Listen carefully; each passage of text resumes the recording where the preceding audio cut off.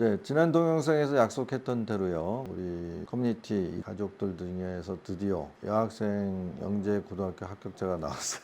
제가 이름이나 아니면 구체적인 그 내용들은 되도록이면 말씀을 안 드리겠어요. 그렇긴 하지만 상당히 저로서 이제 오랫동안 이런 모델이 나와야 된다라고 생각해 왔고, 또 여기 센터의 스태프들이 그 친구를 그렇게 말하자면 성공을 하기 위해서 나름대로 노력한 부분들이 있습니다. 그리고 그 핵심은 학원이 이 아이를 만들지 않았다는 겁니다. 그리고 이게 정답이라는 겁니다. 1대1 멘토링을 통해서 수학 공부를 했습니다. 이 친구는 학원에 다녀서 수학 공부를 장시간 하진 않았습니다.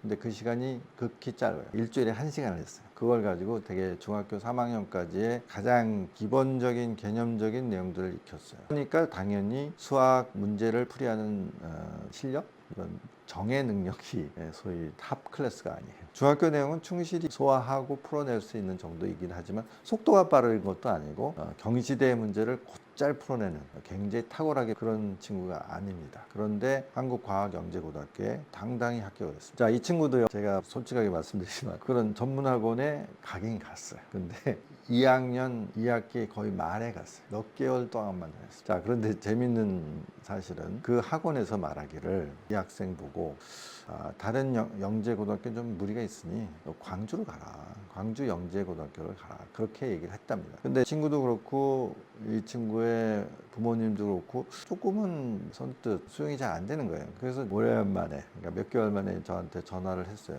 그래서 제가 말도 안 되는 얘기다. 이 친구는 광주 영재고등학교가 아니라 예를 들어서 뭐 성적이 높다는 서울 영재고등학교도 응시할 만한 친구다. 그리고 당연히 한국과학영재고등학교 같은 특성을 가지고 있는 학교가 훨씬 더 맞는다. 그리고 충분히 합격할 수 있다고 제가 확언을 했어요. 그러면서 제가 거꾸로 물어봤습니다. 아니, 거기서는 왜 하필이면 광주 영재고등학교를 지원하라고 얘기를 했대요. 그랬더니 그 사람들 말이 광주 영재고등학교가 그래도 여학생을 잘 뽑아준다. 그렇게 얘기했다면 아닙니다. 그렇지 않습니다. 모든 영재고등학교가 여학생 뽑고 싶어요. 지난 동영상에서도 강조해서 말씀드렸죠. 성비가 너무 안 맞거든요. 그래서 같은 조건이면, 같은 평가를 받는다면 여학생을 뽑고 싶어 하는 게 모든 영재고등학교 혹은 과학고등학교의 바람이에요. 광주라고 해서 특별히 여학생을 선호한다, 근거 있는 얘기가 아닙니다. 제가 짐작한 데는 거기서는 소위 레벨 테스트 수학 풀어내는 그 정도를 봤더니 제일 선호되는 그룹에 들어가기는 어려우니까 제일 만만해 보이는 광주를 한번 지원해, 그렇게 얘기한 거로밖에 제가 해석이 안 돼요. 그래서 그거 아닙니다. 제가 생각하기에는 오히려 광주를 지원했으면 떨어졌을 것 같아. 그런 경향이 있어요. 그러니까 서울 영재고등학교는 너무너무 애들이 경쟁적이고, 그리고 실제로 뭐 수학 점수 가장 탑 오브 탑으로 풀어내는 뭐 그런 애들이 막 우글우글 하다 보니 충분히 서울 영재고도 합격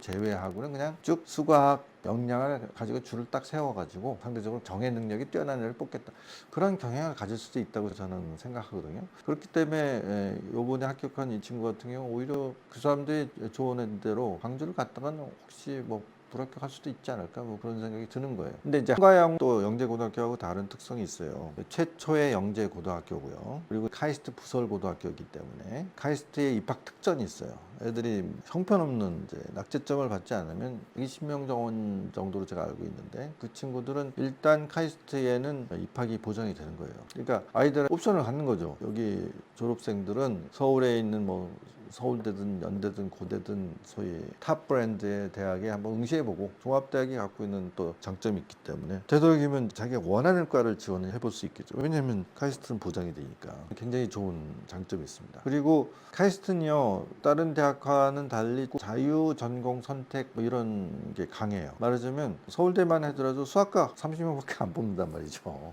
아주 한정된 인원만 딱 뽑아버려요. 근데 카이스트는 일단 1학년생 중에서 자기가 원하는 과를 선택할 수 있는 옵션, 입학생이 한 1000명인데 경우에 따라서 뭐 200명, 300명이 나 수학 전공할래요 해도 이론적으로는 가능하다는 얘기예요. 물론 이제는 그렇게 안 되겠죠. 그래도 자기가 1학년 공부를 해봤더니 수학 과목에서 확실히 다른 아이들보다도 더 자기가 좀 경쟁력이 있다, 진짜 재밌다, 아니면 어떤 교수님이 하는 그 분야를 내가 집중적으로 공부하고 싶다 하는 그런 의욕이 강한 애들이 실제로 수학과로 가겠지만, 원한다면 사실은 뭐 몇백 명이라도 수학과 전공을 할 수도 있어요. 물리학과도 마찬가지고 전산도 마찬가지고 통계도 마찬가지고 과의 TO라는 게 훨씬 플렉서블한 요소가 있습니다. 그리고 제가 카이스트의 동창들 교수들한테 얘기 듣기로는 전과도 비교적 쉽다고 그래요. 그렇기 때문에 장점이 있긴 있어요. 하지만 종합대학이 아니기 때문에 학과 선택의 폭이 좀 좁고, 예를 들어서 뭐 얘가 비록 과학 혹은 수학 혹은 이론적인 엔지니어링 이런 것에 전공을 갖다 하더라도 인문사회에 대해서 제공하는 교양 과목들 중에서는 좀 자기가 관심 있는 분야가 있을 수 있잖아요. 나 역사를 좀 공부하고 싶어요. 형이상학을 좀 공부하고 싶어요. 논리학을 하고 싶어요. 뭐 미학을 하고 싶어요. 뭐 아니면 난 사회학을 하고 싶어요. 뭐 그런 욕구가 있을 거 아니에요. 근데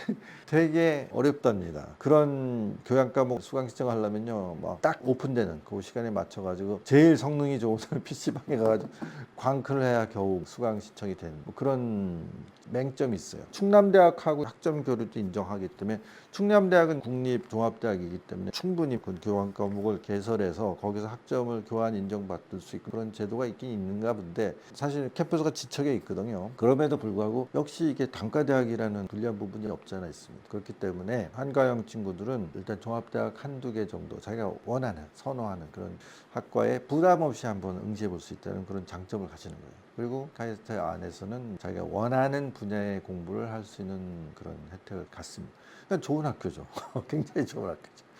그리고 이 학교는요 20%에서 한 30% 정도는요 지필검사 면제를 시켜버려요. 이 학생의 그 안에 들어있는 그 포트폴리오를 보고 이 친구는 진짜야 싶으면 지필검사를 면제해버립니다. 그러니까 그만큼 수학 과학의 정해 능력만으로 줄을 세워서 뽑는 체제가 아닙니다. 물론 한가영이 대표적으로 하지만 다른 과학 영재고등학교도 사실은 그런 점을 지향해요. 그것을 교육부도 사실은 원하고 있는 겁니다. 그런 것을 구체적으로 그렇게 아이들 선발하라고 하는 지침을 지속적으로 강화시키고 있어요. 근데 그런 얘기를 학원가에서는 일체 들을 수 없는 거죠. 진짜 귀가 가려져 있는 거예요. 그렇기 때문에 이 친구가 학원에 잘못된 지침을 과감하게 사실은 거부해버리고 한가영에 응시를 해서 당당히 합격을 했습니다. 그리고 뭐 여러 가지 걱정이 됐겠죠. 학교에서 이런 거 제대로 평가해 줄 수 있을까? 뭐 등등. 물론 저는 확신이 있었죠. 얘가 갖고 있는 역량이 어떤지, 그리고 그 깊이가 어떤지 그런 걸 알고, 분명히 이 사람들은 이거 평가할 수 있다.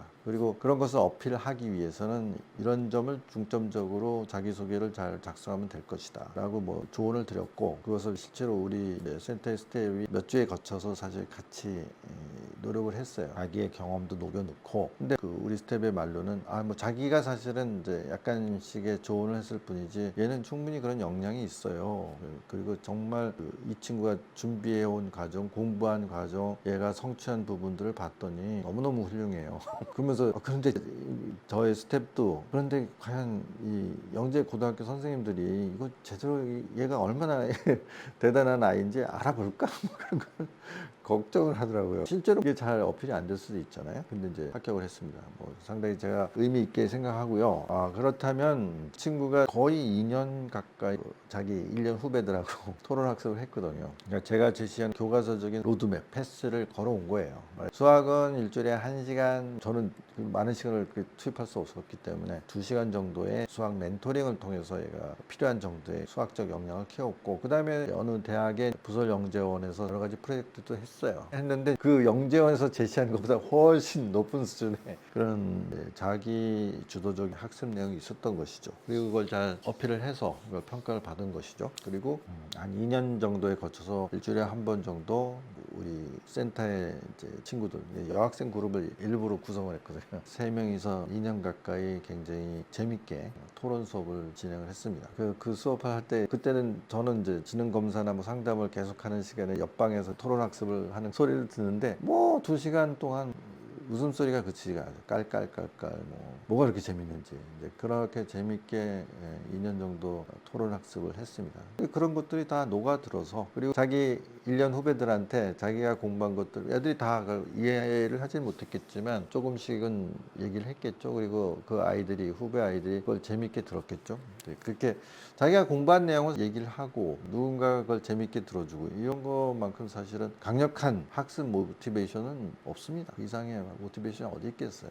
그런 것들이 잘 어우러져서 물론 뭐 영재고등학교 합격했다가 뭐 모든 게 인생이 뭐 다 완성이 된 건 아니죠. 뭐 앞으로 걸어가야 될 길이 많고 뭐 많은 도전과 또 새로운 목표점들이 생기긴 하겠지만 정말 기대가 되는 친구야. 이 친구는 고등학교 수준을 뛰어넘어서 정말 국가가 자랑할 만한 과학자가 되지 않을까 그런 이제 기대를 할 수 있을 만큼 그 자세한 내용을 사실 들여다보면 대단한 그리고 상당히 재미있는 그리고 상당히 신나는 그런 학습 활동을 해왔다는 것을 느낄 수가 있습니다. 오늘은 여기까지 하겠습니다.